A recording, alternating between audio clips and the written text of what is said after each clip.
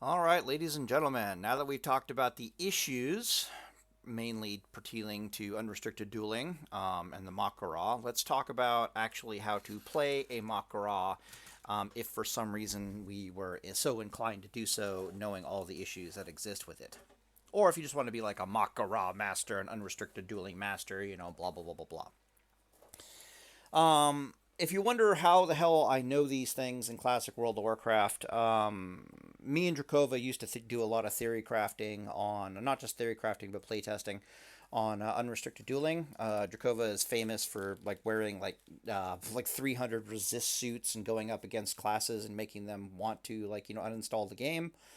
Unrestricted dueling in classic World of Warcraft is what life looks like in PvP outside of a dueling environment. We often say as PvPers that dueling outside, not dueling, PvP outside of duels is a completely different animal than PvP inside of duels. And if you play enough World of Warcraft on a PvP server, you'll definitely know that to be true. You got, lips and living action potions and free action potions and swiftness potions and people coming at you pre-charged wreck bombs and gear swapping over the place and full resistance suits and all that stuff, right? Like, there's a guy in Era who.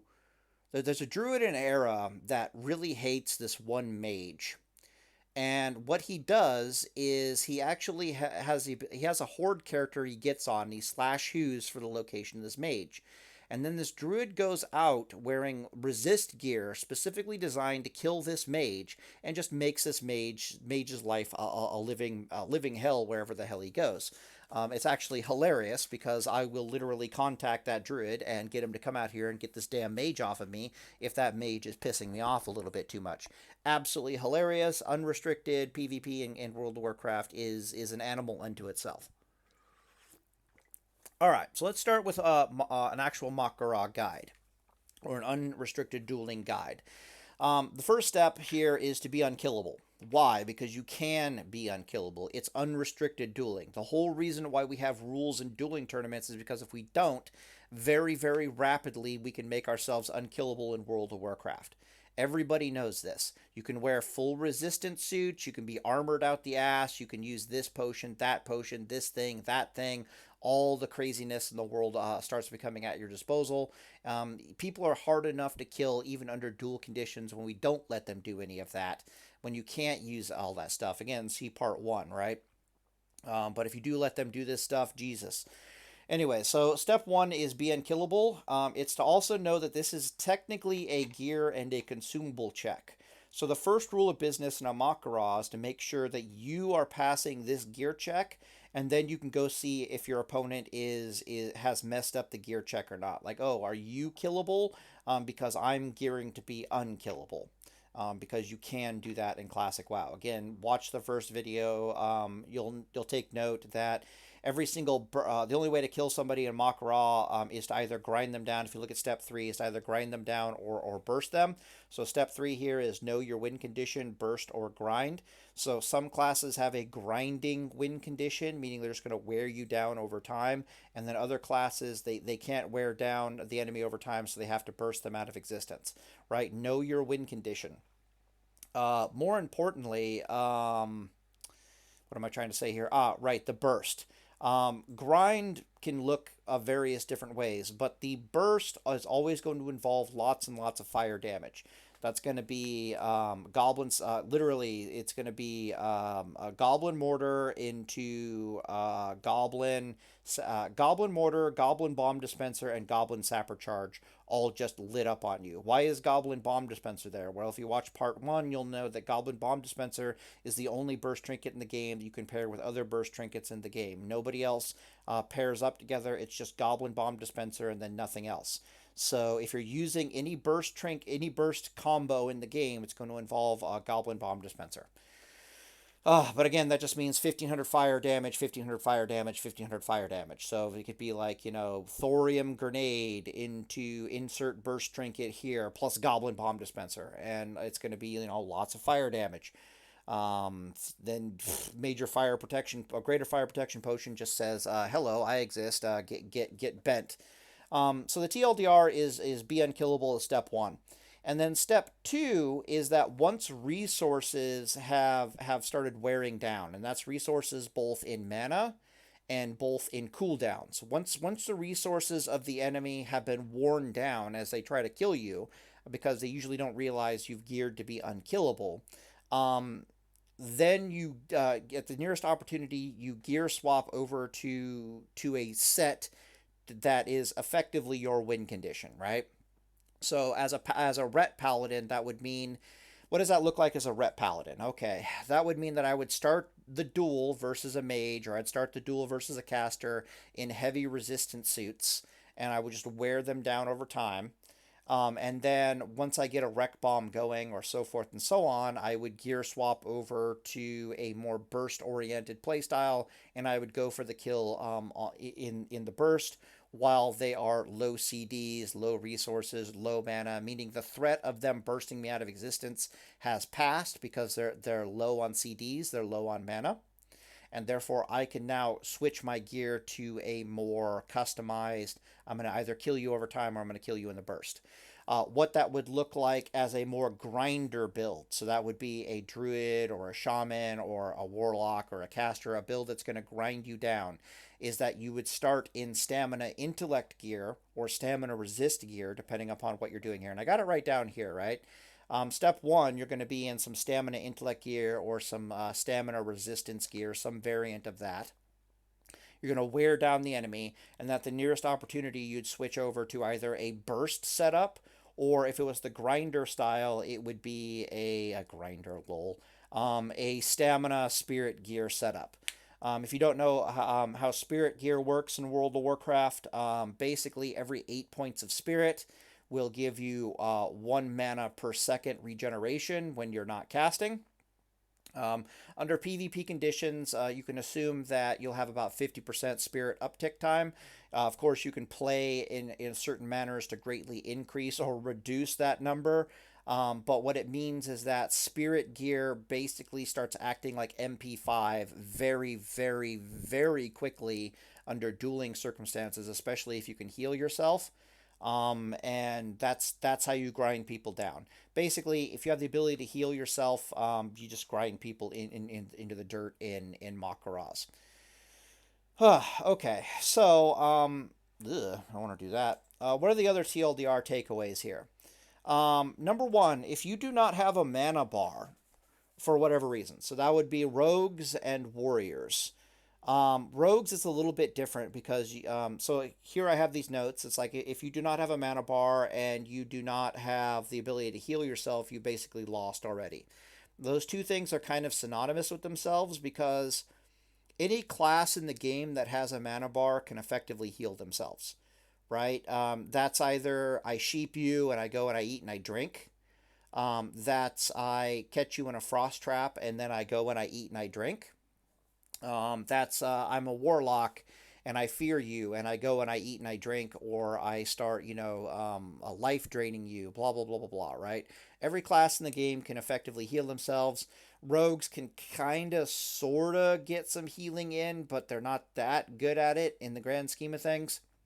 Warriors have a really, really big healing issue outside of Diamond Flask usage, which is a thing to take note of. If you don't know what the hell Warrior Diamond Flask is, go look it up. Otherwise, it would take me too long to talk about it. Basically, it's like if they have a bunch of plus healing gear at the start of a duel, just know you literally can't kill them for like a minute.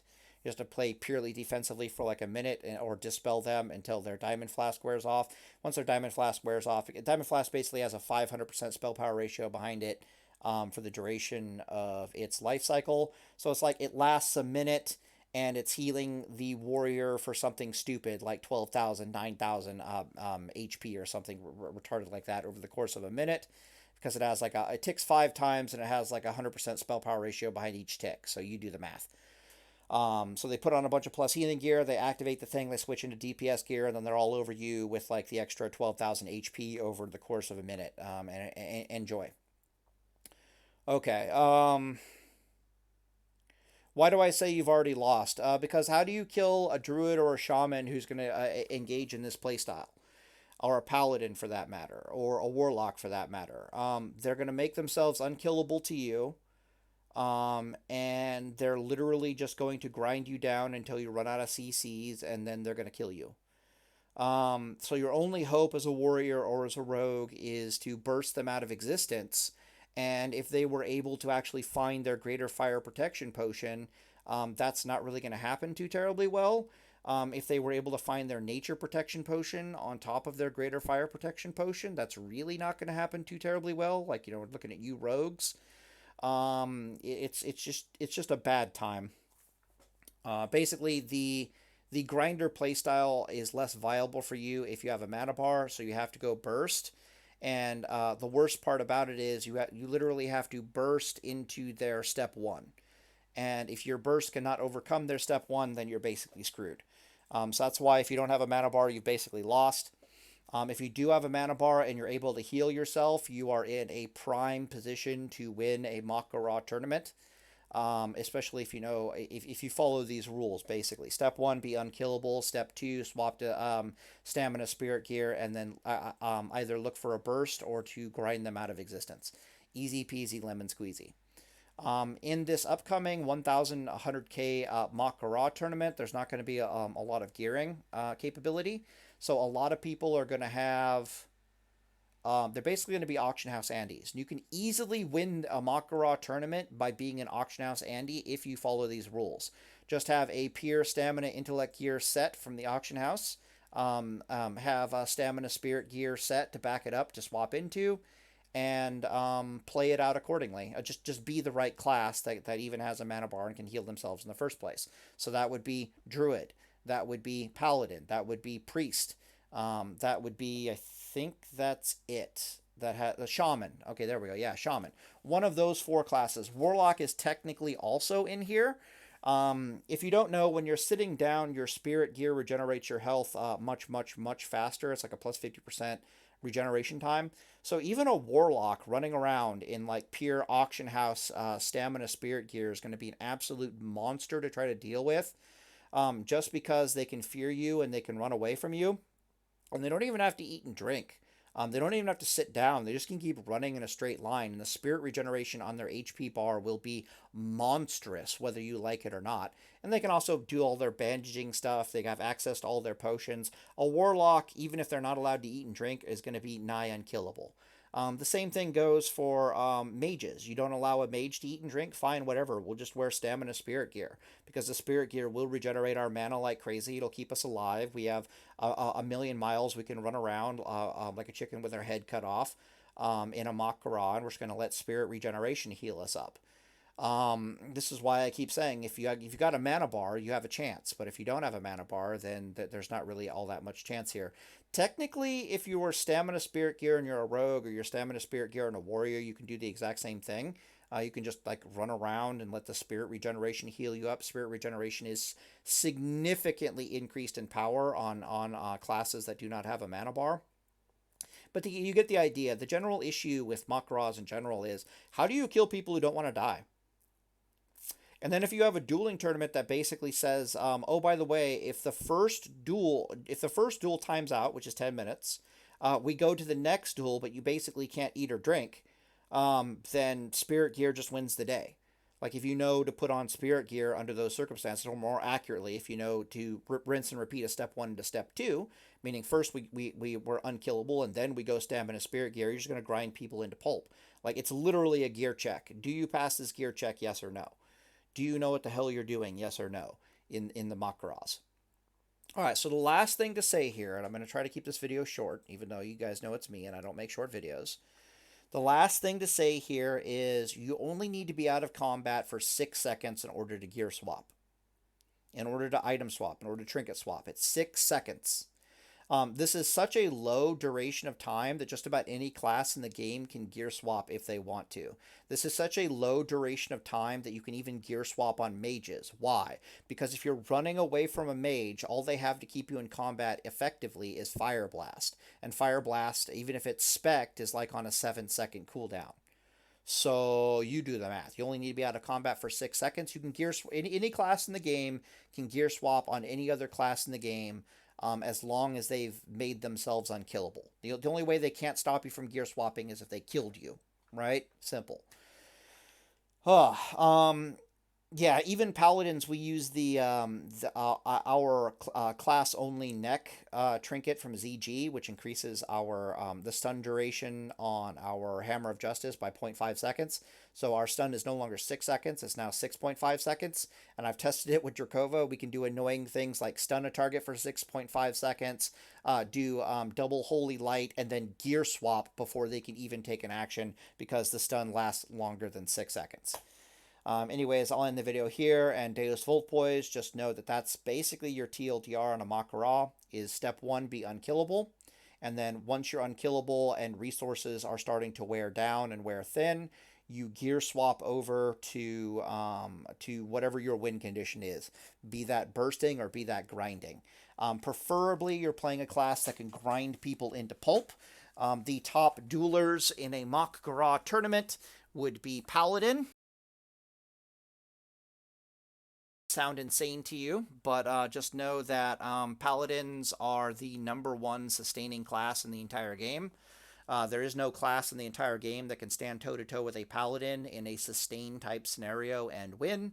Hell, there's no class in the entire game that can stand toe to toe with a paladin even in a bursting context and win. Paladins are the kings of sustain in Classic World of Warcraft. Holy crap, do they not die. The second king of sustain is probably SL Warlock. And Druid, but it's a real hard toss up between the remaining classes. So what I'm trying to describe is that Paladin is probably the best Mak'Gora class in the entire game if played correctly. But the 4 other really good classes for Mak'Gora, for unrestricted dueling in the game, are so close to Paladin in performance that if the Paladin isn't on the top of his game of knowing what to doing, you could easily make an argument that they're all about even. So the next 4 classes are just about even to each other. They are Priest, they are Druid, they are Shaman, and then the last one is Priest, Druid, Shaman. What's the last one? Damn, Warlock. Specifically SL Warlock. Because again, you can't kill the bastards.